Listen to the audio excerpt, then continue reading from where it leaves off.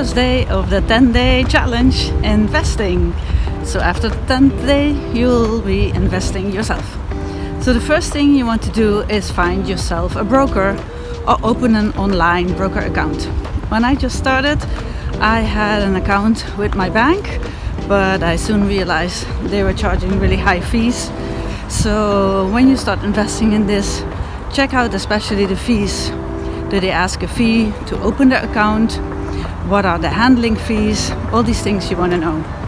I myself am now with an online broker, which is called DEGIRO, because I'm in Europe, but there are several online brokers. So you maybe want to research today if you're opening an online broker account, which online broker account you want to open.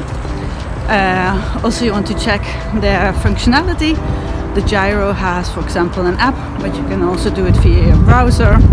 So today, you want to open yourself an online broker account or find yourself a broker.